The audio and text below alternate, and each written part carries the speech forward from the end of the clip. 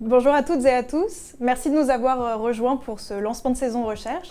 Je suis Florène Champeau, je suis responsable du service recherche et je suis accompagnée par Stéphane Lambré, qui est directeur adjoint recherche. On va être ensemble aujourd'hui pour un temps court, 20-30 minutes.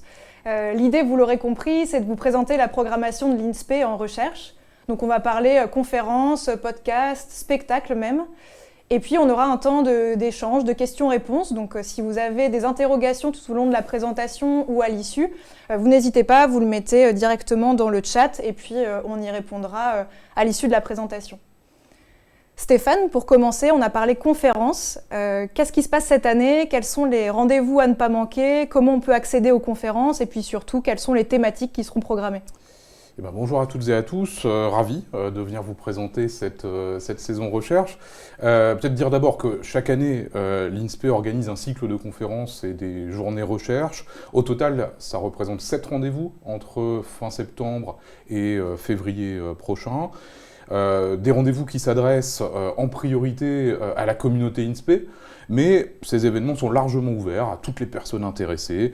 Le cycle est centré sur des questions éducatives d'actualité qui complètent les enseignements, qui viennent nourrir la réflexion dans la perspective, pour celles et ceux qui sont concernés, de l'entrée dans le métier, aussi dans la perspective des concours de recrutement.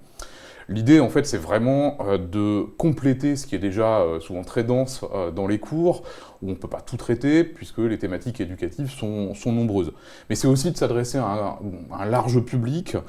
Ce ne sont pas des conférences hyper spécialisées, et elles peuvent vous intéresser, quels que soient les métiers de l'enseignement auxquels vous vous destinez, ou si vous êtes déjà dans ces métiers de l'enseignement, ou si vous êtes simplement des personnes intéressées par ces questions-là. Parents, grand public, en tout cas, c'est ouvert à tout le monde. Oui, et il faut le dire quand même, sans fausse modestie, c'est la programmation la plus complète sur les questions éducatives au nord de Paris, peut-être même au-delà. Bon, alors du coup, quelles sont les thématiques qu'on va retrouver pour cette saison exceptionnelle ? Alors, on commence dès le 27 septembre, un samedi matin, avec un thème, l'établissement, le stage et le métier, et 2 conférenciers. En fait, les questions, elles sont assez simples, les questions de départ. Où est-ce qu'on apprend le métier? Est-ce que c'est dans l'établissement scolaire, sur le tas, d'une certaine manière, ou bien est-ce que c'est à l'université? Bon, évidemment, c'est sur ces 2 lieux, mais en fait, la vraie question, c'est comment on tire profit du stage? Comment on lie ensemble différentes composantes de la formation? Comment on se construit professionnellement?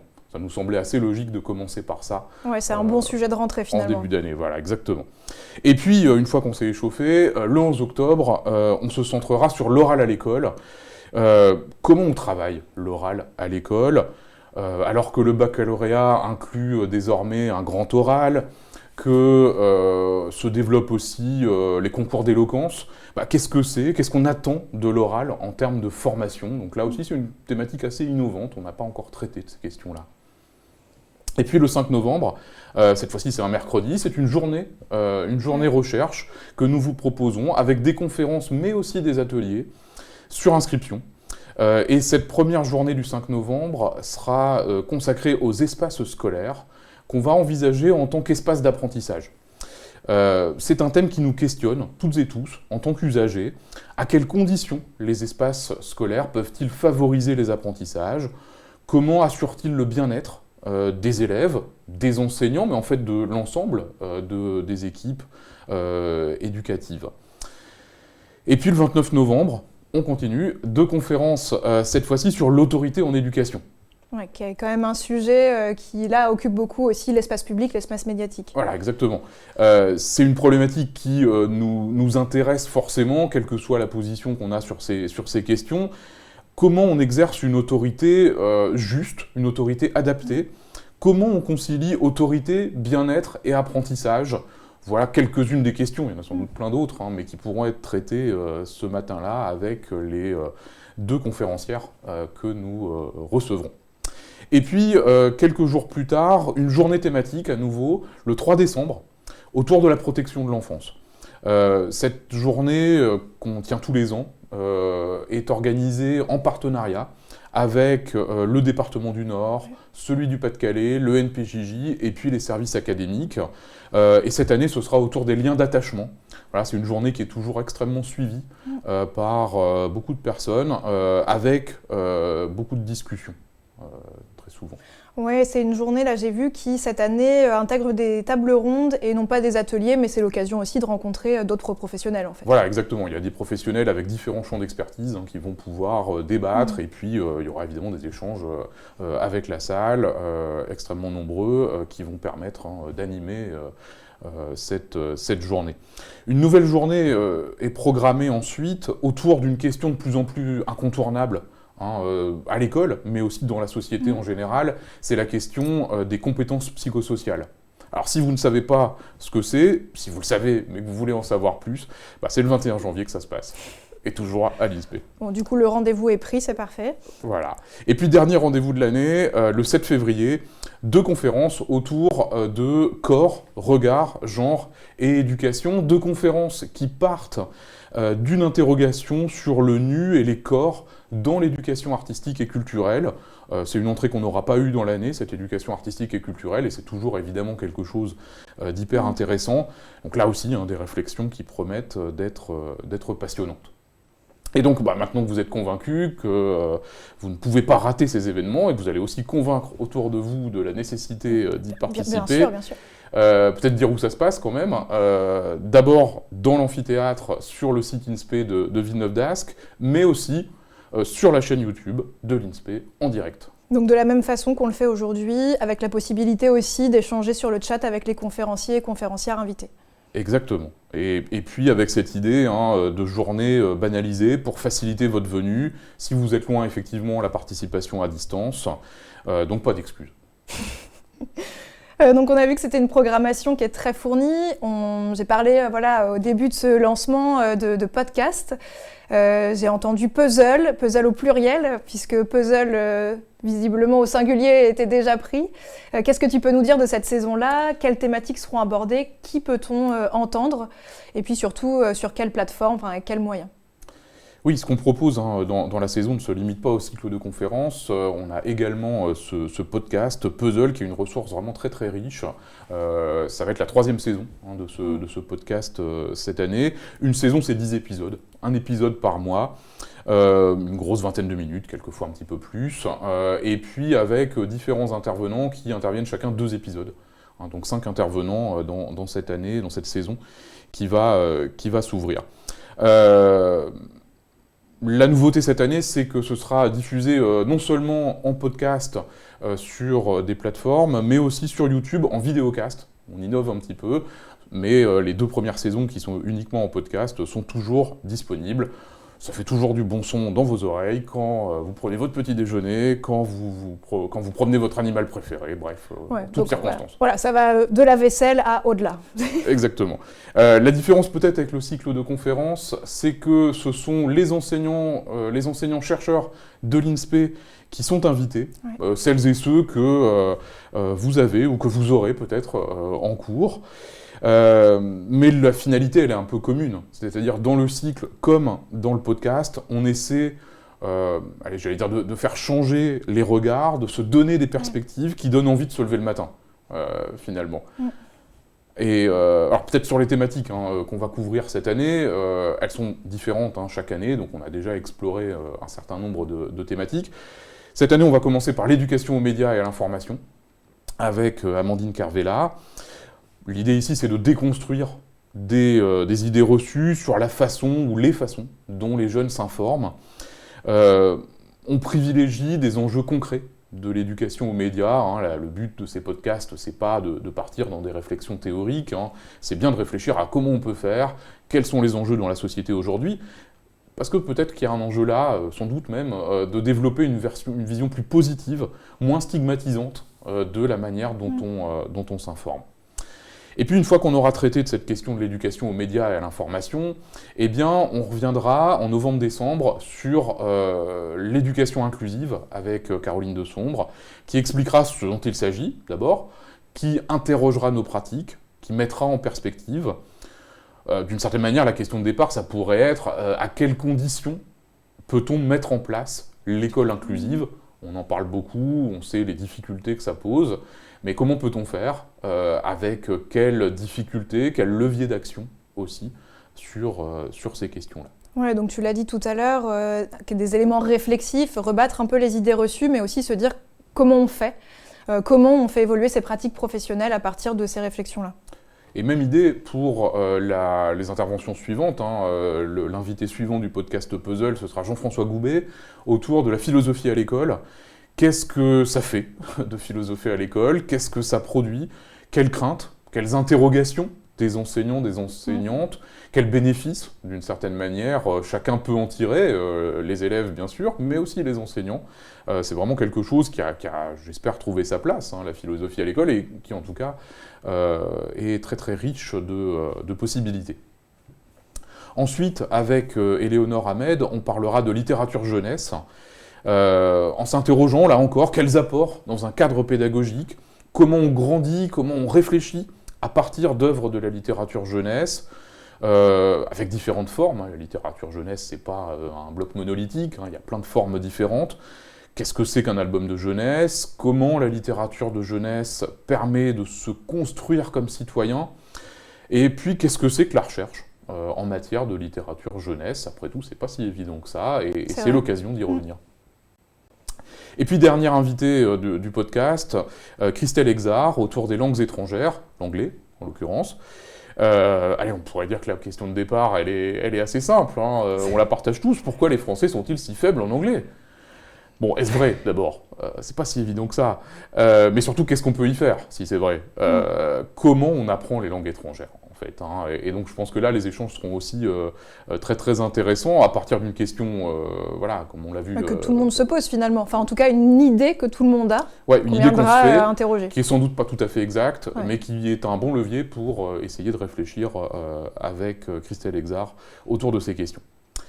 Je l'ai dit donc, tous ces podcasts, ce podcast Puzzle, il est disponible sur des plateformes, Spotify, Deezer pour la version audio, et puis la version vidéo donc sera disponible sur YouTube, avec déjà, je l'ai dit, 2 saisons existantes, consultables grâce à toute l'énergie et l'expertise du service recherche, et pas seulement, au sein de l'INSPE. Merci beaucoup Stéphane. J'ai parlé tout à l'heure d'un spectacle, en tout cas j'ai dit spectacle. On a en effet pour cette année scolaire en novembre ou décembre, la date est encore à préciser, on va avoir une représentation de La Porte Ouverte, qui est un spectacle qui a été rédigé, écrit, joué aussi par Amandine Day, qui parle de l'éducation inclusive et qui est dans la lignée du podcast évoqué tout à l'heure avec Caroline Dezombre. Amandine Day est partie sur la trace de l'éducation inclusive en rencontrant une équipe de chercheuses d'un dispositif de recherche qu'on soutient à l'INSPE pour dire ce que c'est cette éducation inclusive, quels enjeux elle soulève, quelles questions ça pose. Et puis elle est allée aussi interroger des enseignants, enseignantes et des élèves sur le sujet pour avoir différents regards. Donc on verra quels freins peuvent être mis en avant, quelles difficultés sont rencontrées, et puis surtout, et c'est dans la même perspective que celle du podcast, comment on fait à partir de ça, comment on peut travailler à inclure tous les élèves à l'école. Donc le spectacle fait 1 heure, il est suivi de 30 minutes d'échange avec l'équipe artistique et l'équipe de recherche, donc c'est l'occasion de pouvoir venir échanger à la fois sur le spectacle, mais aussi sur la thématique de recherche. Et puis, c'est pas tous les jours qu'on a la possibilité d'avoir, là, tout près de nous, dans l'amphi, des artistes, une proposition théâtrale qui intègre aussi du corps, du cirque, de l'image. Donc, c'est un bon moment à passer pour apprendre aussi des choses assez riches. Dès que l'information sortira sur la date de la représentation, on vous écrira, on vous enverra un mail, vous pourrez le trouver sur le site internet de l'INSPE. Pour les personnes qui n'auraient pas l'occasion et la possibilité de venir en amphithéâtre sur le site de Villeneuve d'Ascq, vous pourrez retrouver une captation intégrale du spectacle sur la chaîne YouTube. C'est pareil, on vous informera en temps voulu. Et ça nous fait une très bonne transition puisque vous pouvez retrouver toutes ces informations qui sont aussi assez riches. Là, on a transmis plein de choses d'un coup. Bon, c'est l'occasion aussi de vous dire qu'on est très enthousiaste sur cette saison et puis qu'il y a beaucoup d'éléments, de choses à vous faire découvrir et à partager ensemble. Donc vous pouvez retrouver tous ces éléments-là sur la rubrique actualité, enfin en tout cas sur la page d'accueil du site internet de l'INSPE. Donc là, on en a un bon exemple puisqu'on peut voir ici le lancement de saison auquel vous assistez là tout de suite. Et puis un peu plus bas, l'article en fait qui présente le cycle de conférences de l'année que Stéphane a évoqué avec l'ensemble des conférences, des personnes invitées et le formulaire d'inscription pour les personnes qui viendraient directement en présentiel à Villeneuve-d'Ascq. Ensuite, vous pouvez retrouver, mais là de façon plus générale, des informations sur ce qu'on mène en recherche avec nos différents dispositifs. Dans la rubrique recherche qui est à gauche, si vous allez plus spécifiquement dans valoriser la recherche, vous retrouvez Puzzle, le cycle de conférences. Et puis, à droite, dans l'encart violet-rose, l'attestation sur l'honneur pour les personnes qui, notamment en DIU, qui doivent en fait attester de leur suivi de, je crois, 12 heures de conférence. De façon générale, vous aurez toutes nos coordonnées sur les pages recherche, donc en cliquant ici. En bas à droite, le site, du coup sur le site, l'adresse email et puis le numéro de téléphone. On est disponible pour répondre à toutes vos questions, notamment par exemple si vous recherchez une conférence ou un épisode de podcast sur un thème qui serait celui de votre mémoire, ou pour d'autres sujets, si vous voulez faire des suggestions sur des thèmes à aborder pour les saisons prochaines, c'est avec grand plaisir. Vous n'hésitez pas. L'occasion aussi là de pouvoir voir si on a des questions sur le sujet. En tout cas, on est disposé à répondre à tout. Et on a déjà une première question. Donc c'est Lénie qui nous dit « Merci pour ce temps en direct de lancement de saison, ça promet une belle année. Si nous ne sommes pas disponibles au moment de la conférence, sera-t-il possible de les visionner a posteriori ?» Oui, toutes les conférences, sous réserve de l'accord du conférencier ou de la conférencière, sont disponibles sur la chaîne YouTube de l'INSPE. Elles sont réparties dans des playlists par année sur YouTube. On vous encourage donc à explorer ces playlists. Ça peut être effectivement, tu le disais, en lien avec vos projets de mémoire par exemple, mais pas seulement. Ça peut être de la curiosité, de la volonté d'approfondir sur une thématique. Et comme on a maintenant plusieurs saisons derrière nous, eh bien, on a balayé en fait ou exploré un grand nombre de thématiques, donc je pense qu'on peut trouver à peu près en fonction de beaucoup de centres d'intérêt. Oui, puis en fonction de ce qu'on rencontre ou de ce qu'on traverse dans sa pratique professionnelle ou ses questionnements, on peut avoir envie de revenir sur certains sujets. Il y a une question aussi qui nous est posée assez souvent, c'est qu'est-ce que ça veut dire journée banalisée ou journée recherche inscrite dans les emplois du temps ? Alors oui, les journées banalisées ou les journées recherche, ce sont les journées que j'ai évoquées, celles du 5 novembre, du 3 décembre, du 21 janvier. Ce sont effectivement des journées qui ont été intégrées dans les emplois du temps pour une bonne partie des parcours, des différents parcours de formation des étudiants à l'INSPE. Ce sont des journées où il n'y a pas de cours qui sont prévus, mais ce ne sont pas forcément des journées où on va à la plage. Ce sont des journées où vous êtes les bienvenus dans l'amphi. Et puis, c'est peut-être l'occasion de dire d'ailleurs ou de rappeler que pour chaque journée recherche, il y a des ateliers qui sont proposés en complément des conférences. En fait, on vous propose une liste d'ateliers parmi lesquels on en sélectionne un, donc c'est sur inscription comme pour la conférence. C'est des ateliers qui finalement vont permettre d'aller avoir un regard plus précis sous un angle donné par rapport à la thématique générale de la journée, et puis en petits groupes en plus, donc avec la possibilité d'avoir des interactions avec des collègues et des intervenants spécialistes qui ont réfléchi par exemple sur les espaces d'apprentissage sous l'angle de la question du genre. Qu'est-ce que ça fait, la question du genre, en lien avec les espaces scolaires et les espaces d'apprentissage, voilà, ou en lien avec la ludopédagogie, par exemple. Donc ces ateliers sont aussi hyper intéressants. Mais donc ces journées recherche, ces journées banalisées, c'est à l'INSPE qu'il faut les passer. Voilà, donc c'est clair. En fait, ces journées sont faites pour ça, pour que vous puissiez venir rejoindre l'amphi ou la chaîne YouTube. Voilà, on peut aussi suivre à distance si on est un petit peu loin, mais dans tous les cas, vous êtes évidemment les bienvenus et vous êtes conviés à participer à ces travaux. Je rebondis parce que j'ai une question qui nous a été posée la semaine dernière. Il y a des événements sur lesquels on communique qui ne sont pas intégrés au cycle que tu viens de présenter. Qu'est-ce que c'est ces événements et du coup comment on peut les envisager ? Alors ce sont souvent des journées d'études que soutient l'INSPE à travers son service recherche. Par exemple, le 24 septembre, on a une première journée d'études cette année sur l'album documentaire. Et il y a d'autres journées qui seront proposées toute l'année avec le soutien de l'INSPE. Ce sont des journées qui rassemblent des chercheurs de l'INSPE, mais aussi des chercheurs qui peuvent venir d'autres universités, d'autres laboratoires en France ou ailleurs. Donc des journées souvent thématiques, qu'on vous encourage évidemment aussi à suivre. Là, les journées ne sont pas banalisées, mais voilà, en fonction de vos disponibilités, eh bien, c'est des journées qui sont souvent extrêmement intéressantes parce qu'on y voit comment la recherche se fait concrètement. La recherche, c'est pas seulement les résultats de la recherche tels qu'on peut les lire ou tels qu'on peut les découvrir, c'est aussi la recherche en train de se faire, et c'est aussi une façon d'apprendre, de s'initier à la recherche qui est aussi extrêmement intéressante. Je mets un petit temps pour vérifier si on a encore d'autres questions. On n'en a pas, mais en fait, on se tient à votre disposition. On vous l'a dit tout à l'heure. Merci beaucoup à vous de nous avoir suivis, de nous avoir écoutés. Vous pouvez nous recontacter sur l'adresse email du service recherche, donc inspe-recherche@univ-lille.fr. Et puis, au plaisir de vous retrouver sur les différents événements du service. Merci beaucoup et puis à bientôt.